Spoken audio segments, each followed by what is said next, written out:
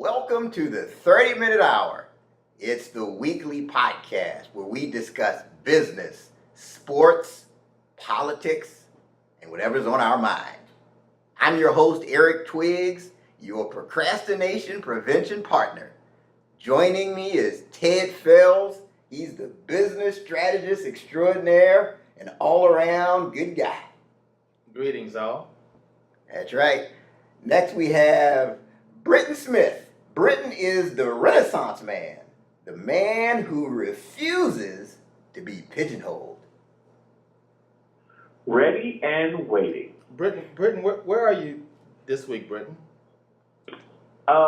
Today I decided to broadcast this show from Miami. Okay. Wow. All right. Britton does the show from a different location across the country every time. Or he's in the same location and he tells us he's in a different location. That's what I think. That's Like, what, you know, right. trying to clean it up. Right, you know. right. Okay. Doing a little pretend there. So now we've got different ways that our listeners and now our viewers can subscribe to the podcast, right? You know, we're on YouTube. We've got a Facebook channel titled The 30-Minute Hour. So in light of this new technology and new ways to access us, I'm going to title the first part of this segment, Don't Subscribe to This Podcast. What are you doing? That's right, Britton. That's right, Ted. Don't subscribe to this podcast. I just feel the need to put out this disclaimer.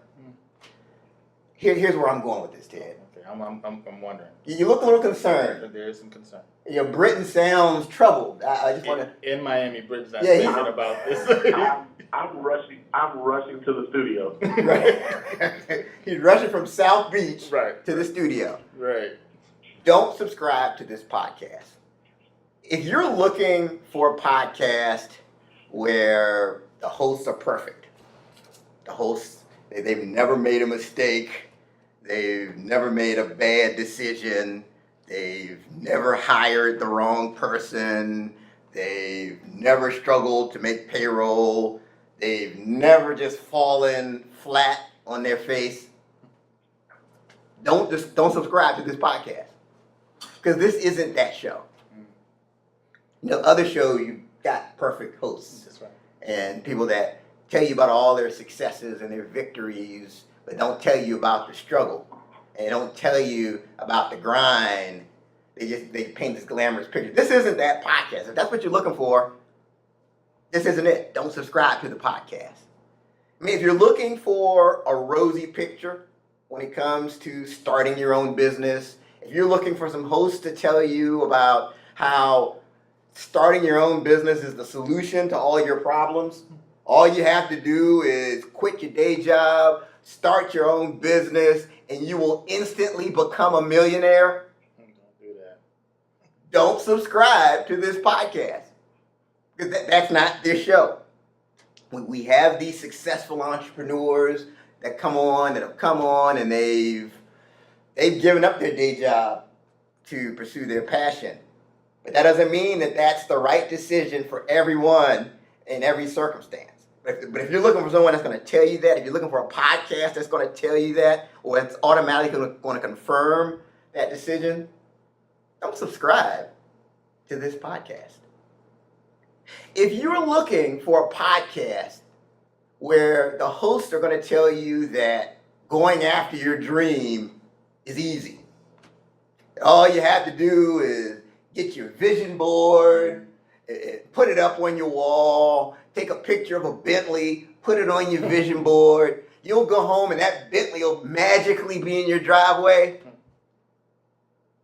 Don't subscribe to this podcast, because that's not what we're saying. Now, I know we've probably alienated the 6 faithful subscribers that we have. Right. We're going to go from 6 to 5. That's okay. That's okay. The 5 are going to stick with us. Yeah, the 5 are going to stick with us. Now, let me clean it up a little bit. Mom is not going to just. Right. She's going to stay on this I regard. see mom is just unsubscribed, Right, but right. that's painful for me right now, but okay. Now, if you're looking for some hosts that are going to keep it real with you, if you're looking for a podcast where there's transparency and authenticity, and you're not going to just hear about the good times, you're going to hear about the struggles, you're going to hear about the failures, you're going to hear about the challenges, not just from the hosts, but from the guests that we bring on. This is the podcast for you. If you're looking for the people that are going to shoot straight with you, we're like that friend in your life. You know, everybody has that one friend that's just going to be brutally honest with you. Yeah. You know, you say, hey, do I look fat in this outfit? Yep. Yeah. You sure do. That's right. Hey, you got food in your teeth. You need to handle that. Right. That's who we are on the 30-minute hour. We're going to keep it real with you. We're going to be authentic with you. And we're going to really get into the struggles that come with the success. Because really, it's a trade-off. You know, it's not all glory, it's not all victory. So we want to present both sides of that. So having said all of that, I want to get into this next piece of the segment. And by the way, if you are looking to keep it real and looking for that, again, you can go to the Facebook page titled The 30-Minute Hour. You can, if you're watching this on YouTube, you can just go ahead and click that little red subscribe button that'll allow you to follow us. But I want to talk about the most memorable failure that you've had. And we're going to go around to our different hosts. I want them to share a little bit about their story and what they do and their most memorable failure and what they learned from it. So we'll go ahead and start with you, Britton, the Renaissance man. Why don't you share with us a little bit about what you do and what your most memorable failure was and what you learned from it? Well, in the world that I've ventured off into of political strategy, campaign strategy, I look for opportunities to help either individuals on specific campaigns or organizations or entities with issue-based campaigns, or just help various industries or trade associations or businesses with their government affairs, advise them on how to work with, utilize government resources to better their opportunities within that given industry. With that said, especially on the campaign front, as you look at most memorable failures, in venturing off onto my own, I wanted to make sure I was doing everything the right way, the air quotes, the right way, by the numbers, as is designed, the best opportunities, the best shots. And I think the situation that replays in my mind that if I had a mulligan, I'd definitely go back to it, is advising a candidate not to run for an elective office based on the numbers or the optics. And the reason why that sticks out so much is because, it doesn't look like, and the optics don't say that this person has the best chance or it's not the best possible chance, but this process may have been necessary for their own personal development or maturation. And I, in a sense, had a hand in depriving that, depriving, who knows, their community, the people who support them, from seeing a loved one, seeing a person that they truly respect, that they want in that given space. And I think that's one that, I did the right play. I did the quote unquote right move, but at what cost? And it's one of those things where that's something that I could have learned from. It's something that this person could have offered, and I really have to think about that and take into consideration when we look at the decisions that we make. No matter what field we're in, no matter what space we're in, no matter what industry, sometimes the numbers don't necessarily equal the right play. The optics don't necessarily equal the right play. And, I really loathe the way I came to know that, but I do appreciate garnering that knowledge from that instance. Well, that's powerful. So you're saying don't make the decision just based off of the analytical data. Yeah, it's one, especially, and now also as a baseball guy, it hurts me to go against the numbers. It hurts me to play against the shifts, but at some point you have to trust. You have to trust yourself. You have to trust what you stand on. You have to trust the people that you work with, the people that you deal with, that there's something there, especially if it's an opportunity, once in a lifetime opportunity, when you get people engaged in a governmental political process. I often look back at that and say, I wonder how many people would have come out and voted for the first time just because their aunt was running, just because their uncle was running, just because this was a family member, a family friend, and the first time I'll actually get engaged in this political process because this is the candidate that I know. Okay, man, I think it's important that you learned the lesson, and so now you're moving forward in a better way. So that's thank you for sharing that. Okay, so Ted, you're this successful CEO, and everybody in your circle looks up to you. I mean, you've had staying power in an industry where IT companies are dropping like flies. You know, 1 year, 2 years, 3 years, they're gone. So share with our audience your story. What's been your most memorable failure and what you learned from it? I think so. As you mentioned, I'm president of an information technology company. I've been doing this for some time, mostly in the federal government, private sector space. And I think one of the largest, biggest failures that I've had was there was an opportunity that we were very well positioned for. An opportunity that I think would have been game changing for the company. And so, I met with the customer. The customer was very interested in our capabilities. We knew the opportunity was coming. We had a great team that had all type of capabilities in order to meet that requirement. And started having meetings with the team to start discussing what our strategy was going to be once that request for proposal came out. And we were way ahead of the deal. And when the RFP dropped, we were having these daily meetings. And what happened was I kind of let someone else take the lead on just kind of managing the daily meetings.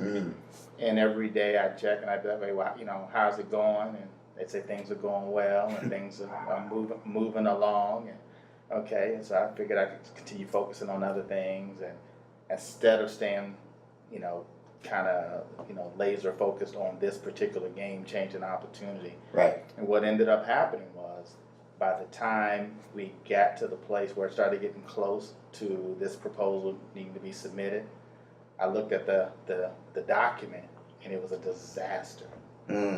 We had to work throughout the weekend. Wow. To try to get this thing into a shape for submission. To make a long story short, the proposal was late. Wow. So you put your trust in this individual, figured they've got it, you don't really need to follow up, you just let them handle it, you move on to something else. Yeah, and I can't blame it on anyone but myself because of the importance that it had within an organization.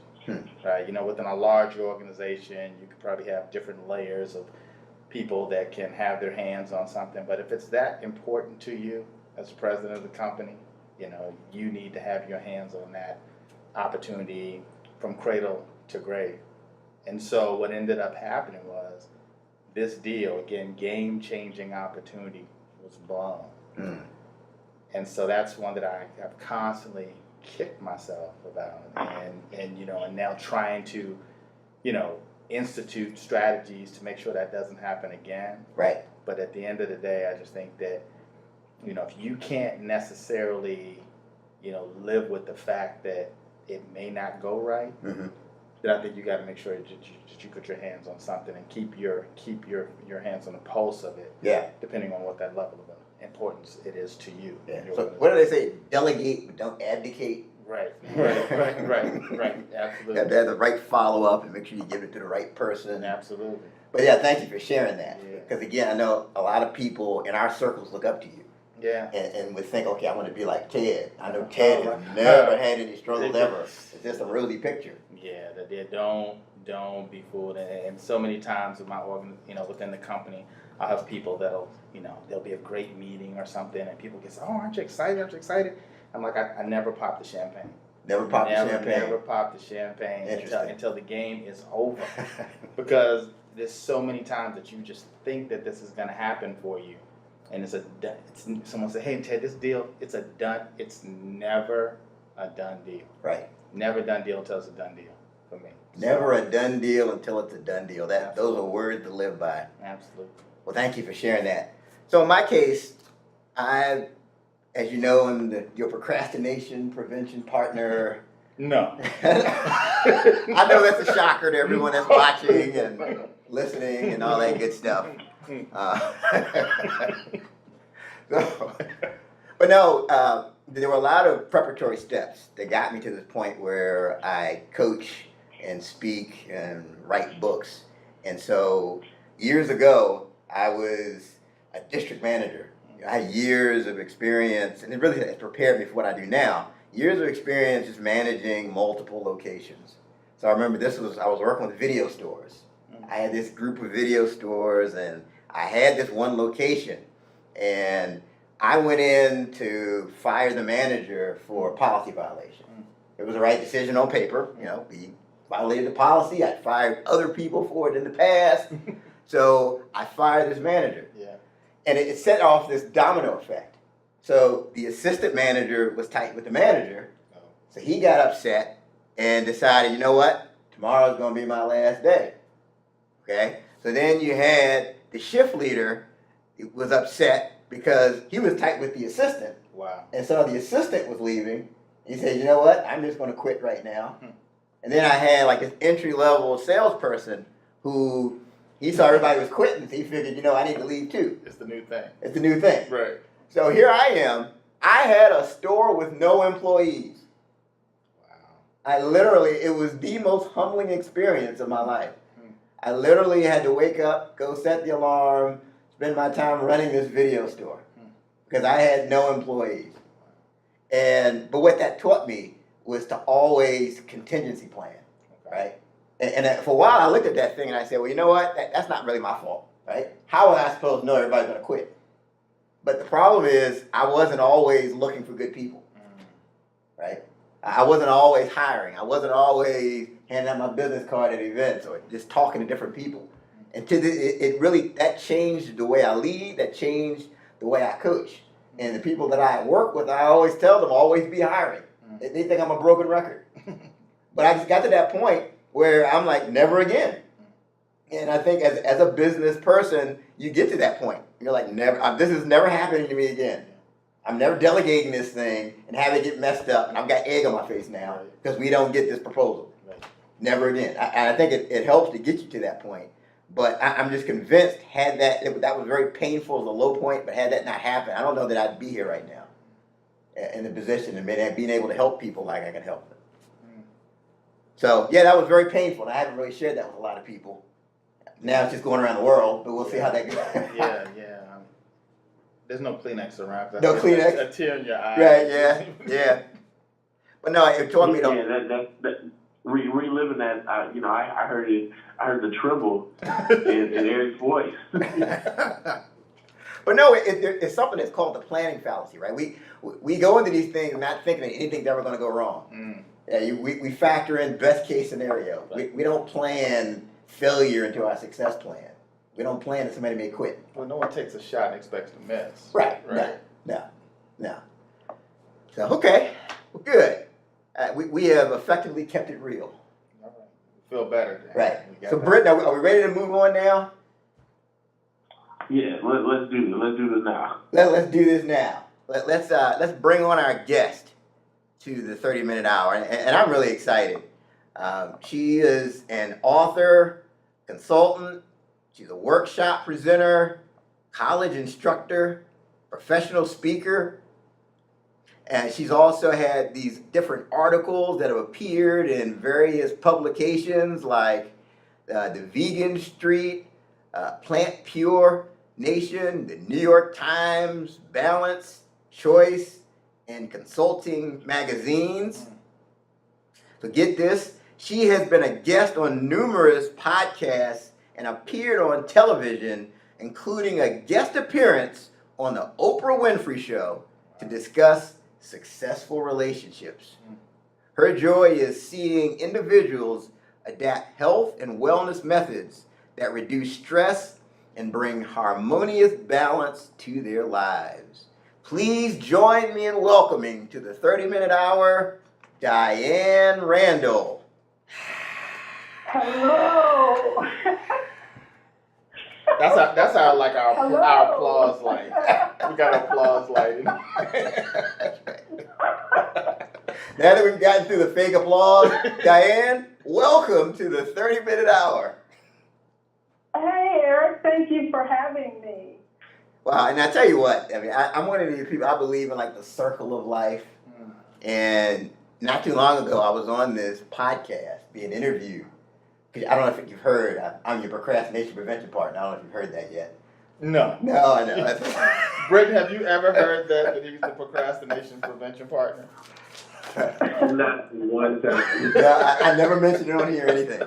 But now, so I'm on this podcast, and this fantastic host is asking me these great questions. And it just felt like literally I was sitting across the table talking to someone that I really trusted. And it was Diane when she had her podcast. Okay. And you know, when we got ours, she was one of the first people that came to mind as far as having on our show. So Diane, I mean, I have to tell you, you did an excellent job of interviewing me, and it's an honor that this circle has come back around for me to interview you. Well, thank you, and I'm happy to be here on your podcast. Absolutely. Now, Diane, he may not do as great a job interviewing you as you did of interviewing him, but just bear with us. We're gonna do the best we can do. Diane, I'm doing the best I can. That's all you can do. There you go. We're not the perfect podcast. That's what we all can do. That's right. Hey, we said at the top we're not perfect, right? That's Put right. that out there. That's right. Okay, so your story is very interesting, Diane. You started out as a systems engineer. Now, that's not the typical path to getting on Oprah, right? So talk to us about how do you go from being a systems engineer to where you are now? Tell us about your journey.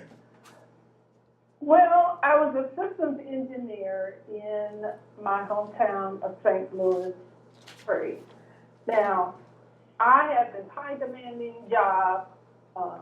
I'm a mom of 2 children, and I'm newly divorced at the time. So I have all these responsibilities and demands on me. And to make a long story short, my career was awesome, but my health was It was fully stressed. I had blood pressure, and I'm in the doctor's all the time because at that time I had to handle my life. So I started figuring out that I needed to do something or I was going to have a heart attack and a stroke in the future because I was so unhealthy at the time, and my only focus was being a mom and getting up, going to work every day. So I started looking at how can I sustain myself because I wanted to be a great mom, be here for my children as well as, I had this awesome career. So I started researching and trying to find ways to sustain myself, how can I physically, mentally, and emotionally balance myself out? And that's what led me to reading, going to workshops. And as I went to these workshops, I entered programs where, for example, I went into a life coaching program, I went into a health coaching program, I went into a behavior modification program. And I ended up getting a master's in spiritual psychology because all these different education programs allowed me to learn how to take care of myself. And because people would ask me so many questions and I would share information, I ended up creating a health and wellness business where I would do workshops, speaking engagements. I had the podcast because I didn't want people who really wanted to take care of themselves with self-care and with busy lives to have to go through what I went through. So I became what I needed most at the time. I was actually my first client.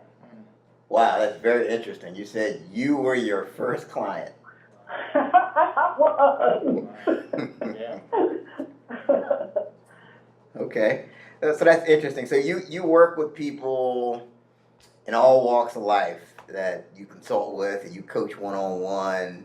Are there any common stumbling blocks that you see in the people you work with as it relates to health and wellness? Geez. We are all, the people that come to me, they're ready. Their mindset is that they're ready, because many people that I talk to are so busy, they say they really don't even have time to talk to me. But the people that really want change, they really want to bring balance to their life, they make time for conversations. They, it's all about that first step. So that once they're willing to make time to change a few things about their life, I'm talking small things, then I talk to them and we're engaged, whether it's coaching, consulting, or they're showing up at one of my classes or my workshops. Okay, excellent. So you heard earlier we were talking about like our memorable failures. I mean, you become this big success. You've been on the Oprah Winfrey Show, but tell our listeners about one of your memorable failures and what you learned from it.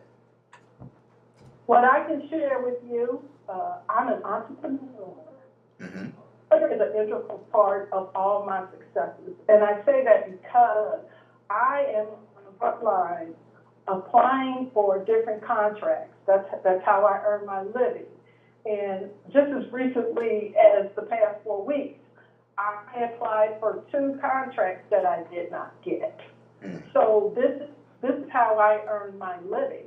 So I say that to say, yes, that is a part of the thing about me is I looked at it to see feedback that I can use to help me go on to the now. I just move on.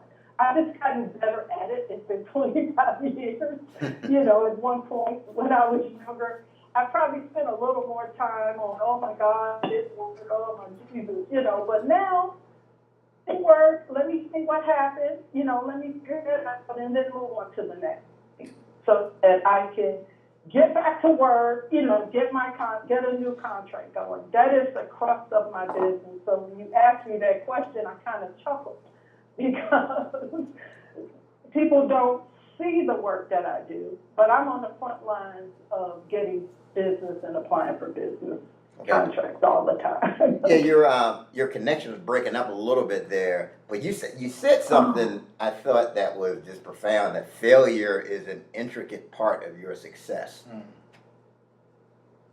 Yes. Yeah, can you go into that a little bit deeper? I just think that's profound. I think that's something the listeners really need to understand.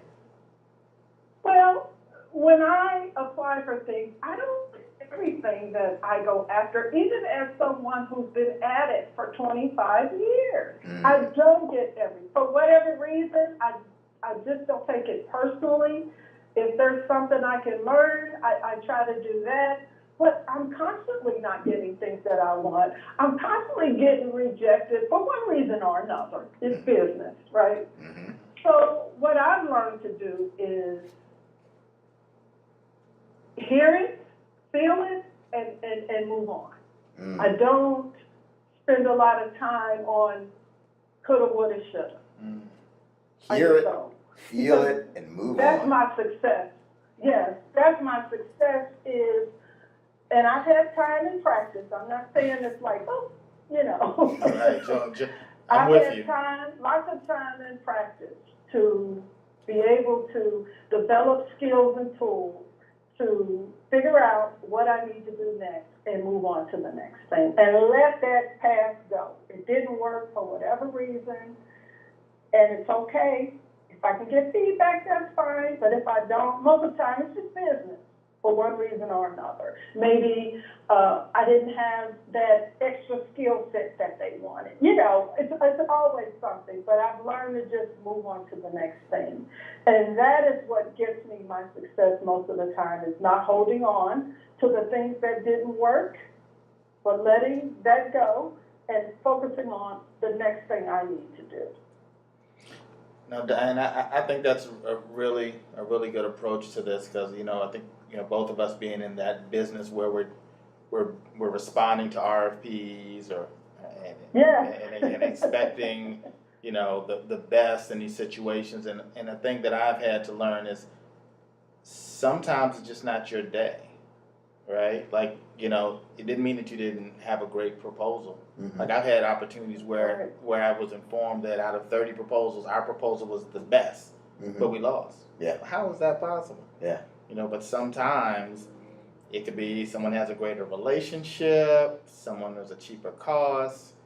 Just some days it's just not your day, and like you said, you have to kind of deal with it, feel it, and then move on, and you have to figure out. You have to have the way that you deal with it, your moment, because people will tell you, "Oh yeah, just get over it, just move forward." No, I can't just get over it. No, Like, it's right. I'm gonna You be have upset to till deal with Monday. it. I'm gonna be upset till Monday. I'm gonna get over it on Monday, but all this time I put and I'm into gonna it. talk, right. Yeah.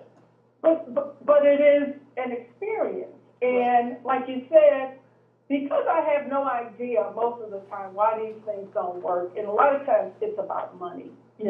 I've even gotten contracts and they've ended, maybe not a lot, it's ended earlier than the 6 months that I was supposed to work with this company. It's business. It happens. Yes, I'm so disappointed about it. Okay, but I've learned to, if they don't have money, okay, and I'm disappointed, whatever emotions I have in that moment, I go through that, because you have to go through that, and then whatever time I need to deal with it, and then I'm done with that, and then I'm moving on to the next thing. Excellent. So I'm going to allow Britton to jump in before we. I have some questions I want to ask you about your book. Before we go there, Britton, what question did you have for Diane? Hey, Diane, I was reading a piece about, prior to the show, reading a piece by Dr. Sandra Galea on the intricacies of healthcare and public health. And as we get into the nuts and bolts of what you do as it comes to health and wellness, self-care, the importance of self-care, oftentimes we don't see that marriage into, public policy. And now we see how our politics has evolved and the discourse has evolved, and now everyday people are walking around with such heavy-weighted political opinions. Would you just talk about the importance of healthcare and how that of health and wellness, and how that would be significant, especially at a time where our political climate is where it is? Well, I feel that my work is needed more than ever. I'll just give you an example of the millions of people dying of heart disease, the millions of people that have diabetes. As a health coach, my work is to help people break through the blocks that they have about their health and realize that if they eat a certain way, if they look at their health differently, then they could make changes and wouldn't have to rely on the medication, or they won't become a statistic as other people. So I do a lot of plant-based education. I teach a lot of plant-based, but my clients are not plant-based. One of the requirements for this particular work that I do is that all the coaches have to be plant-based, so that I can speak from a place that I'm actually modeling myself. So talking to people about changing behaviors is what I do, behavior change, that are in the way of them living a healthy life. And the politics, more than ever, cutting ACA, the Affordable Care Act, pharmaceutical companies charging 100 times what the cost of drugs are. I feel my role is so important today in helping people to change their minds about their health, which is more important than ever. Giving them tips and on how they can just open their minds up and try things one step at a time. Set some goals for their health and help them to be successful in those goals. And if they fail, I'm there to support them in getting up and trying things again until they have their little successes. But for me, it's about supporting the community, the people at large on relearning what it means to eat healthy, to be well. I work with executives, I work with all kinds of people, and it doesn't matter what kind of job you have, whether you're the president of a company or whatever, your role, you are still a human being who needs to have some type of self-care or some type of healthy living or some type of wellness, or you find yourself with a lot of health problems. So Britton, so Diane, we're probably not going to go to a barbecue at Diane's house either. 'Cause it sounds like it's all going to be plant based. She's gonna you bring some cabbage to sit up on the grill, some squash. I mean, See, I educate people on what it means to be plant based. See, I get rid of the myth. There's no cabbage on the grill. Say Eric. He said, look. Eric was thinking about joining you in coaching because that's what he does. And then when you said that whole plant based thing, I just saw his face. Just said, well, I'm not giving up on these ribs for nobody. But the plant based is just educating people on what does it mean to eat healthy. I'm not a nutritionist. I do a lot of mindset change, helping people to change their minds about, what they're doing and how they look at food or how they look at their life, or Right. what's in the way of people doing the things that they know they should be doing or that they want to do, but it's just so hard for them and they don't know where to start. That's where I come in. Yeah, I think that's great. And I want to shift gears a little bit. I've got your book here, Jumpstart Your Life. Find your motivation and change your life one step at a time. So tell us, Diane, what inspired you to write this book? Oh my gosh. It's funny you asked that question. This book evolved from a story that I wrote years ago about a single mom who stepped out of her comfort zone, which was me, and moved to a city where I had no family or no support network. And I talked about how I didn't even have any money, this was at the time, to make a move to another city.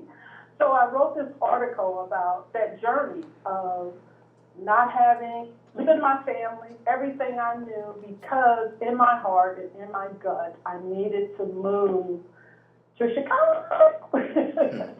I wanted something different in my life. At the time, I worked for the biggest company in McDonnell Douglas in St. Louis, and I watched McDonnell Douglas lay off everybody. And I saw the ripple effect of what that did to the community, to the real estate industry, to the stores, to everything around me. And that scared me. So it scared me into action that, okay, I need to move to a city that has more of not only a bigger middle class, but also more industry. So I talked about the trials and tribulations of that. And not only did I have an article, I turned it into a presentation, and I taught Jumpstart Your Life, and I still do as a workshop for the past 10 years. So what I said, be easier for more people to step through all the Jumpstart rules and actually create a plan to help them realize things that they want to do and haven't done yet. Okay. And now, there's a part of your book I want you to get into here. you say discomfort is your greatest friend. Talk to us Yeah. about that. What does that mean? Okay. What that means is, and you can think about your own life, because we all experience discomfort, whether we admit to it or not.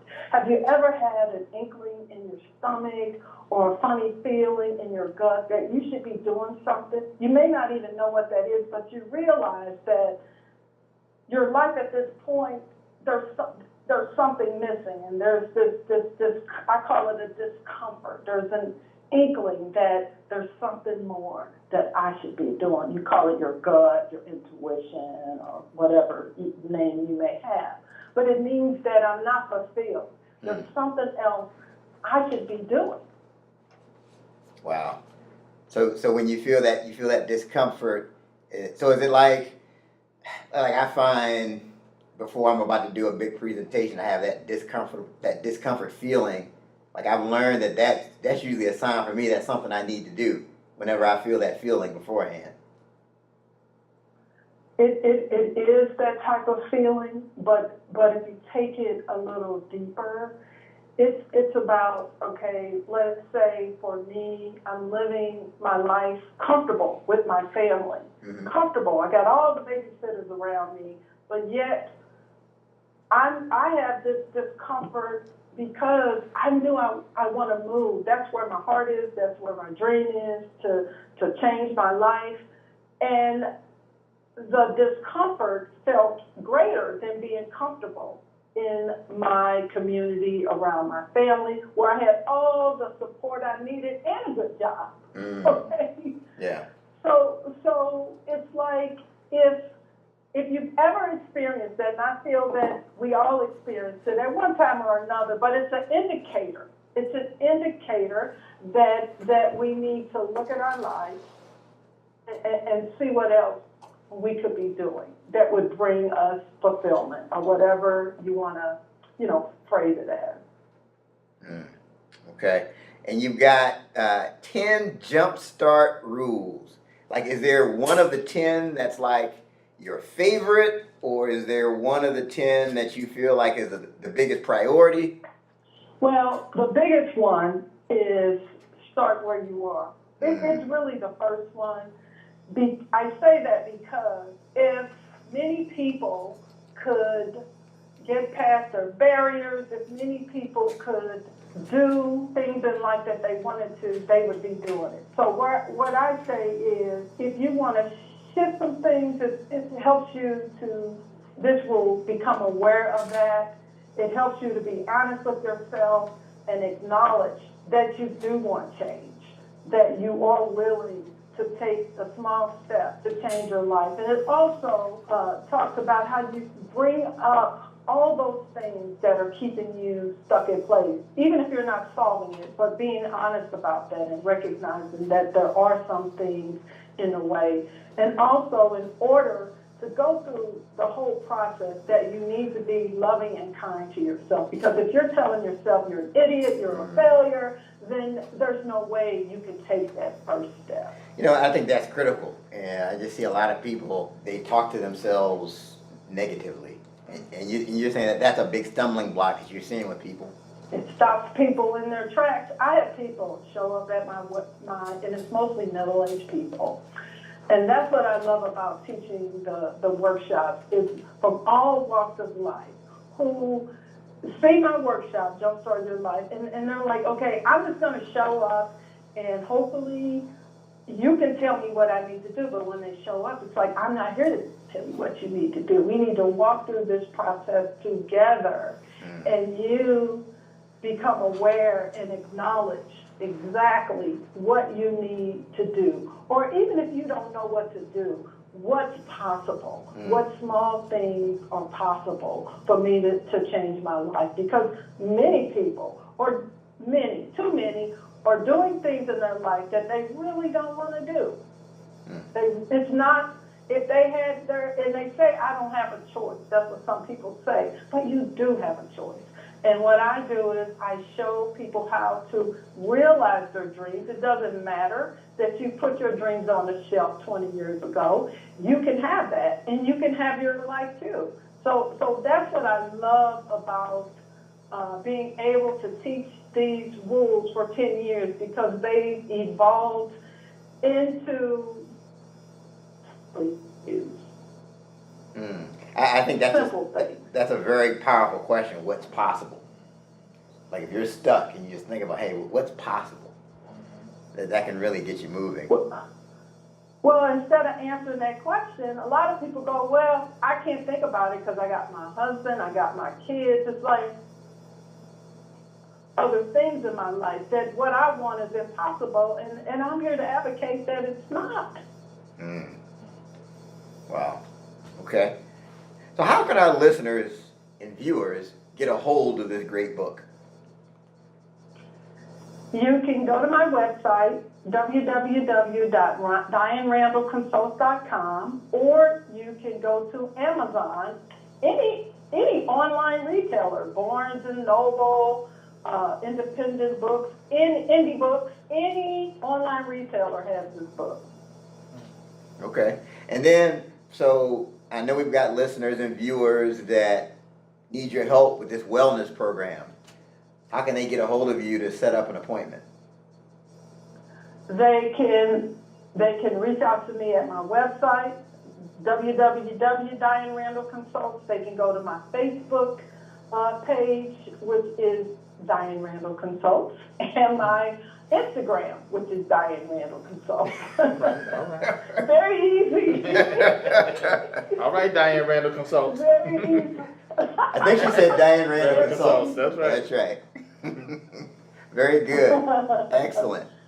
Well, Diane, it's been a pleasure having you on the 30-minute hour, and we're going to move into a segment that we call Around the Horn, where we give closing comments based on the show. Did you have any closing comments that you want to leave with our listeners that they can remember you by?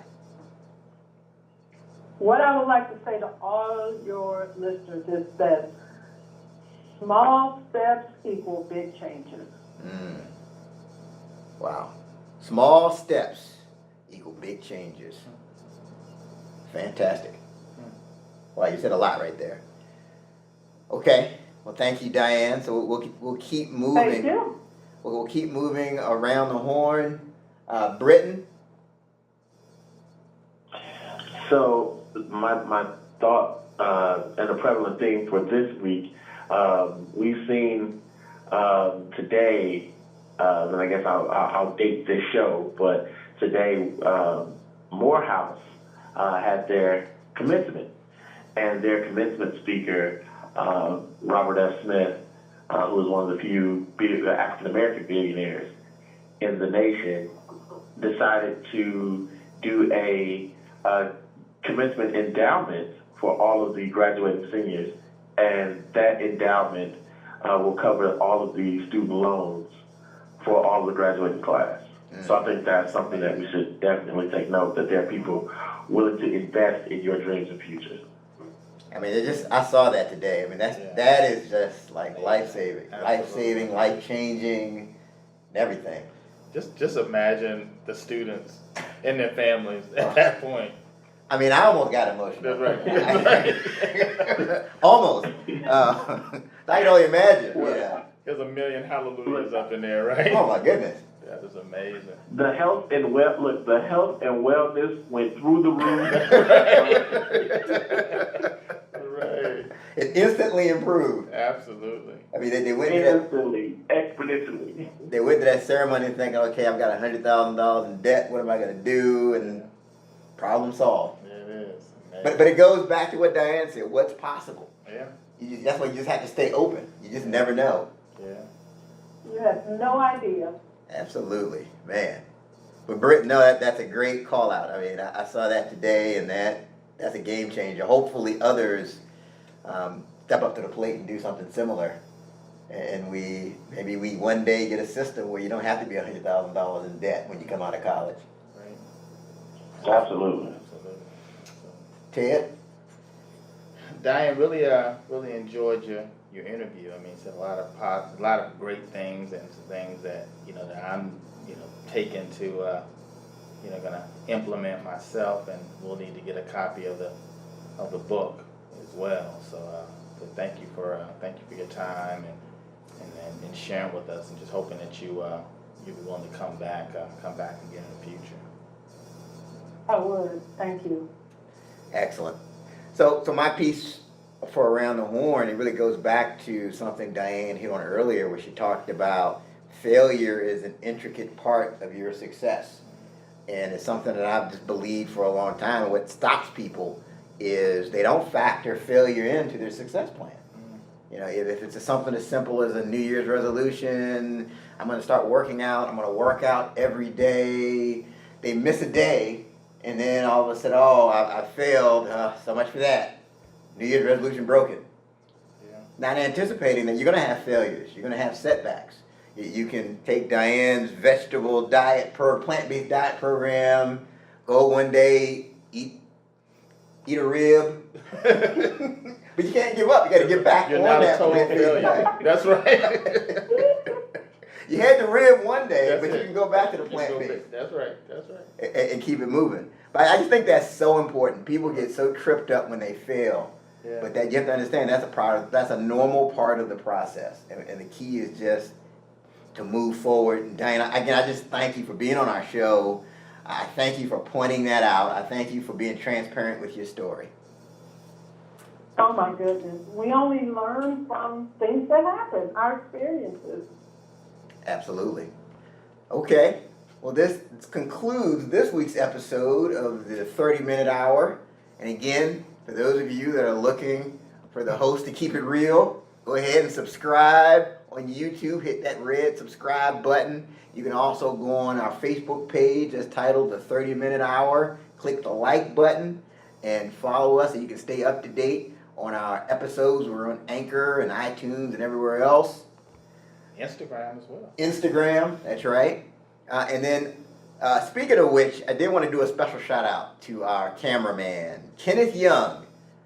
And he does videography, he does video. If you want to get a hold of him to have him do video for your event, you can hit him on Gmail, kennyyoung0426@gmail.com. He will do a great job for you. He's on Instagram as well. That concludes this week's episode. Until next week, have a great one.